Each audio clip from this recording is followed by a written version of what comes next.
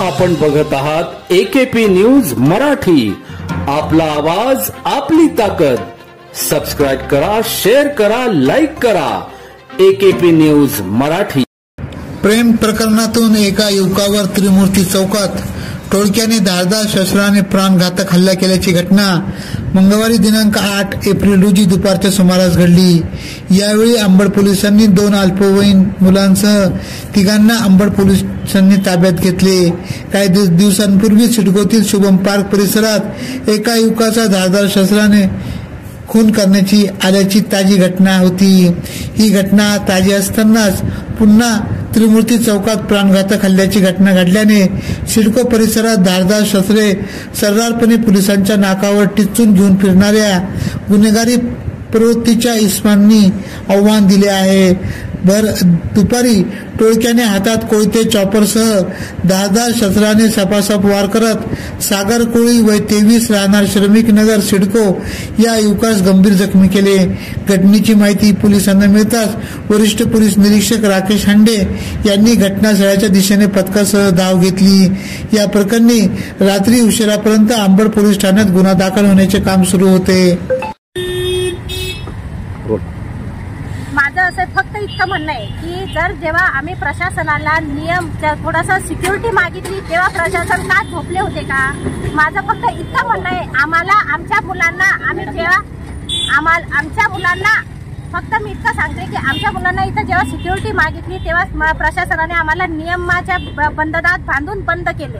त्यावेळेस आम्ही गप्प राहिलो। जेव्हा एखाद्या मुलाला कोयत्याने जेव्हा वार झाला त्याच्यामध्ये आमचा मुलगा या किंवा मुलगी कोणा पण तिच्यामध्ये हादरून गेले तर आम्ही काय करायचं? प्रशासनाला जॉब ठेवायचं का शाळेला ठेवायचं की इथे पब्लिकला ठेवायचं? काय ठेवायचं आम्हाला फक्त इतकं सांगा। माझं फक्त आमचं सगळ्यांचं इतकंच म्हणणं आहे की आमच्या बाळ आमच्या सोबत सिक्युरिटीसाठी यांना। बरं, ज्याच्यावरती वार झाले ते किती जण होते? मारणार किती जण होते?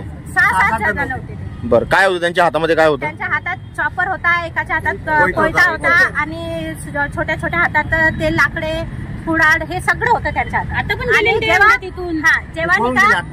जेव्हा शाळेत सुटायची वेळ होती त्यावेळेसच हे सगळं घडलेलं सर्व आहे ना। आपण मुले असे मोठे नाशिक मध्ये असाही पोलिसांचा धाक राहिलाच नाहीये। आणि प्रशासन काय करतो? फक्त 2 दिवस आम्हाला सिक्युरिटी देणार, फक्त 2 दिवस।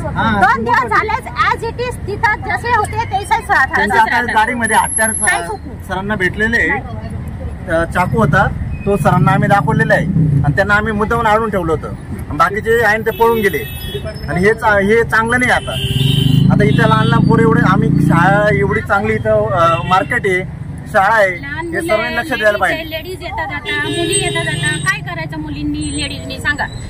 म्हणजे तुम्ही जर इथं संरक्षण देत नाही आणि तुम्ही तर म्हणता की मुलीचा कोण मुलीचा कोण, आता इथं तरी याची गुंड कमीत कमी शाळा सोडताना किंवा भरताना आहे ना इथं 2 पोलिस पाहिजे ही विनंती आम्हाला प्रशासनाकडे विनंती आहे। 2 पोलिस, एक जेंट्स आणि एक लेडीज हे तरी पाहिजे इथं। आमची फक्त प्रशासनाला एकच निवेदन आहे, जर 2 दिवसामध्ये आम्हाला इथं पोलीस सिक्युरिटी प्लस अवजड वाहनांना इथं प्रवेश नकोच पाहिजे आम्हाला। जर हे सगळं आम्हाला नाही भेटलं तर आमच्या पूर्ण शाळेचे पॅरेंट्स आपल्या इथं धोरण करू आणि सगळ्यांना निका मोर्चाच्या खाली रस्ता बंद करू। कारण की आमचा निका आजचे प्रश्न नाही आहेत, किती 6-7 वर्षापासून आम्ही हे धोरण चाललोय आलोय। ज्यांना पकडलं त्यांची धिंड काढलीच पाहिजे, कारण पूर्ण एरियात काढली पाहिजे। पेपरमध्ये छापा, धिंड काढलेली पेपरमध्ये पण येऊ द्या मला, परत ते तोडणे दाखवणार इथं। AKP न्यूज साठी ब्युरो चीफ अनवर खान पठाण, नाशिक।